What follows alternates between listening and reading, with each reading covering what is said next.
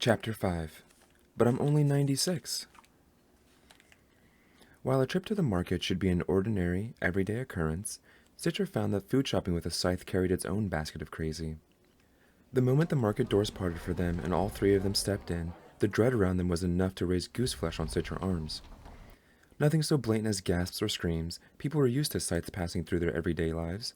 It was silent, but pervasive, as if it had just accidentally strolled onto some theatrical stage and fouled the performance. Citra noticed that, in general, there were three types of people.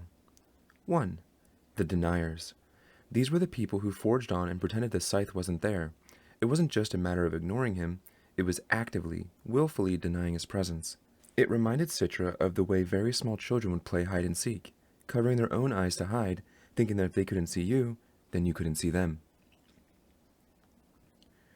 2. The escape artists.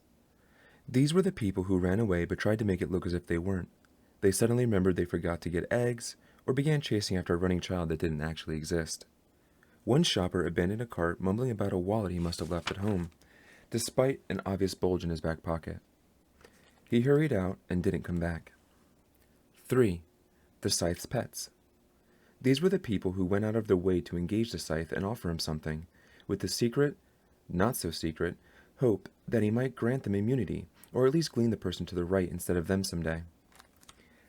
"Here, Your Honor, take my melon. It's bigger, I insist."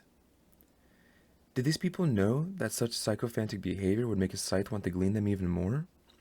Not that Citra would want to level a death penalty for such a thing, but if she were given a choice between some innocent bystander and someone who was being nauseatingly obsequious about their produce, she'd choose the melon giver. There was one shopper who didn't seem to fit the other three profiles, a woman who actually seemed pleased to see him. "Good morning, Scythe Faraday," she said as they passed her near the deli counter, then looked at Citra and Rowan, curious. "Your niece and nephew?" "Hardly," he said, with a bit of disdain in his voice for relatives Citra had no interest in knowing. "I've taken apprentices." Her eyes widened a bit. "Such a thing," she said in a way that made it unclear whether she thought it was a good or a bad idea. "Do they have a penchant for the work?" "Not the slightest." She nodded. "Well then, I guess it's all right. You know what they say, have not a hand in the blade with abandon." The scythe smiled. "I hope I can introduce him to your strudel sometime." She nodded at the two of them. "Well, that goes without saying." After she moved on, Scythe Faraday explained that she was a long-time friend. "She cooks for me from time to time, and she works in the coroner's office. In my line of work, it's always good to have a friend there." "Do you grant her immunity?" Citra asked. Rowan thought the scythe might be indignant at the question, but instead he answered. "The scythedom frowns upon those who play favorites, but I've found I can grant her immunity on alternate years without raising a red flag." "What if another scythe gleans her during the off years?" "Then I shall attend her funeral with heartfelt grief," he told them. As they shopped, Citra chose some snacks that the scythe eyed dubiously. "Are these really necessary?" he asked. "Is anything really necessary?" Citra responded. Rowan found it amusing how Citra gave the scythe attitude, but it worked. He let her keep the chips. Rowan tried to be more practical, picking out the staples like eggs, flour, and various protein and side dishes to go with them. "Don't get the chickenoid tenders," Citra said, looking at his choices. "Trust me, my mother's a food synthesis engineer. That stuff's not actual chicken. They grow it in a petri dish." Rowan held up another bag of frozen protein. "How about this?" "Sea steak? Sure, if you like plankton pressed into meat shapes." "Well then, maybe you should pick your own meals instead of grabbing sweets and snacks." "Are you always this boring?" she asked. "Didn't he say we have to live as he lives? I don't think cookie dough ice cream is part of his lifestyle." She sneered at him, but switched out the flavor for vanilla. As they continued to shop, it was Citra who first noticed the two suspicious-looking teens who seemed to be tracking them throughout the store, lingering behind them, trying to look as if they were just shopping. They were probably unsavories, people who found enjoyment in activities that bordered on the fringe of the law. Sometimes unsavories actually broke the law in minor ways, although most lost interest eventually because they were always caught by the thunderhead and reprimanded by peace officers. The more troublesome offenders were tweaked with shock nanites in their blood, just powerful enough to deter any scoffing at the law. And if that didn't work, you got your own personal peace officer, 24/7. Citra had an uncle like that. He called his officer his guardian angel, and eventually married her. She tugged on Rowan's sleeve, bringing the unsavories to his attention, but not Scythe Faraday's. Why do you think they're following us? They probably think there's going to be a gleaning, and they want to watch, suggested Rowan, which seemed like a likely theory. As it turned out, however, they had other motives. As the three of them waited in the checkout line, one of the unsavories grabbed Scythe Faraday's hand and kissed his ring before he could stop him. The ring began to glow red, indicating his immunity. Ha! Said the unsavory, puffing up his strategic triumph. I've got immunity for a year, and you can't undo it. I know the rules. Scythe Faraday was unfazed. Yes, good for you, he said. You have 365 days of immunity. And then, looking me in the eye, said, and I'll be seeing you on day 366. Suddenly, the teen's smug expression dropped as if all the muscles that held up his face failed. He stuttered a bit, and his friend pulled him away. They ran out of the store as fast as they could. Well played, said another man in line. He offered to pay for the Scythe groceries, which was pointless, because Scythe always got their grocery for free anyway. Will you really track him down a year from now? Rowan asked. The Scythe grabbed a roll of breath mints from the rack. Not worth my time. Besides, I've already made it out as punishment. You'll be worried about being gleaned all year.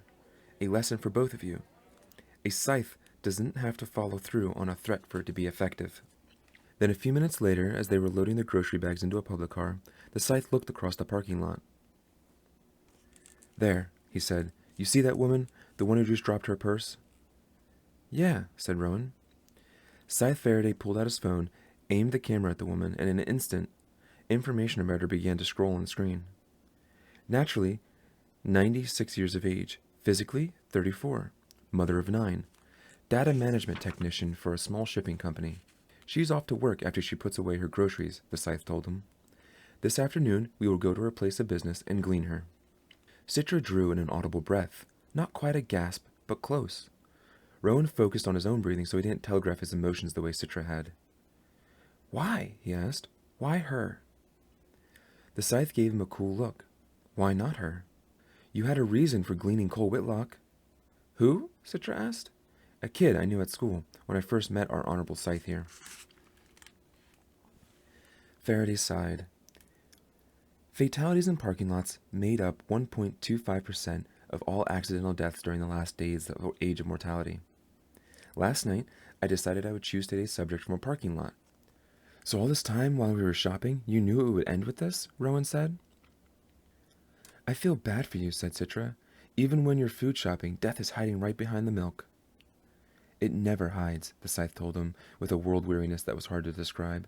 Nor does it sleep. You'll learn that soon enough. But it wasn't something either of them was eager to learn.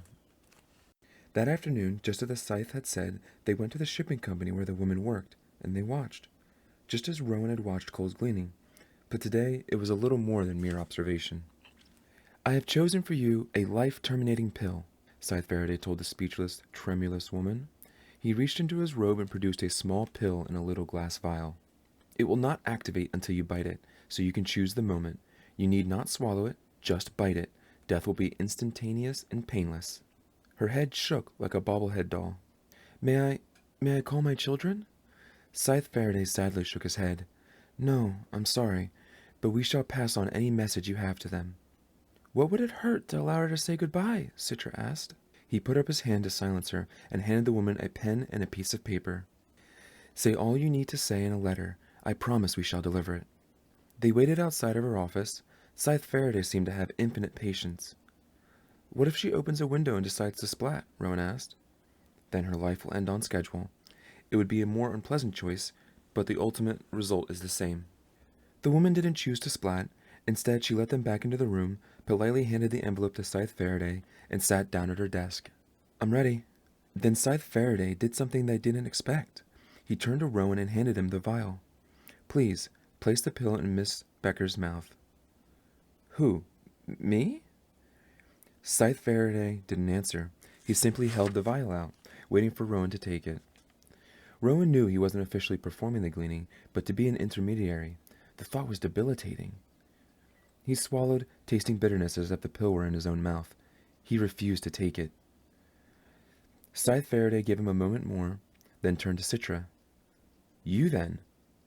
Citra just shook her head. Scythe Faraday smiled. Very good, he told them. I was testing you. I would not have been pleased if either of you were so eager to administer death. At the word death, the woman took a shuddering breath. Scythe Faraday opened the vial and carefully removed the pill. It was triangular, with a dark green coating. Who knew death could arrive so small? But I'm only 96, the woman said. We know, the Scythe told her. Now please, open your mouth. Remember, it's not to swallow, you must bite it. She opened her mouth as she was told, and Scythe Faraday placed the pill on her tongue. She then closed her mouth, but didn't bite it right away. She looked at each of them in turn, Rowan, then Citra, then finally settled her gaze on Scythe Faraday. Then, the slightest crunch, and she went limp. Simple as that, but not so simple at all. Citra's eyes were moist. She pressed her lips together. As much as Rowan tried to control his emotions, his breath came out uneasily, and he felt lightheaded. And then Scythe Faraday turned to Citra. Check for a pulse, please. Who, me? The Scythe was patient. He didn't ask again. The man never asked a thing twice. When she continued to hesitate, he finally said, This time, it's not a test. I actually want you to confirm for me that she has no pulse. Citra reached up her hand to the woman's neck. Other side, the Scythe told her. She pressed her finger to the woman's carotid artery just beneath her ear. No pulse. Satisfied, Scythe Faraday stood. So that's it? Citra asked. What were you expecting? Said Rowan. A chorus of angels? Citra threw him a half-hearted glare. But I mean, it's so uneventful. Rowan knew what she meant. Rowan had experienced the electric jolt that had taken his schoolmate's life. It was awful, but somehow this was worse. What now? Do we just leave her like this? Best not to linger, Scythe Faraday said, tapping something out on his phone. I've notified the coroner to come collect Mr. Becker's body. Then he took the letter she had written and slipped it into one of the many pockets of his robe. You two shall present this letter to her family at the funeral. Wait, Citra said. We're going to her funeral? I thought you said it was best not to linger, said Rowan. Lingering and paying respects are two different things. I attend the funerals of all the people I glean. Is that a Scythe rule? Rowan asked, having never been to a funeral. No, it's my rule, he told them. It's called common decency. Then they left, Rowan and Citra both avoiding eye contact with the dead woman's co-workers. This, both of them realized, was their first initiation rite. This was the moment their apprenticeship had truly begun. Hey friends, narrator here. That wraps up part 1 of Scythe by Neil Shusterman. The series will continue, but if you have anything, please let me know in the comments below of anything I should do or add or change, and hopefully we can keep this going. Thanks for watching.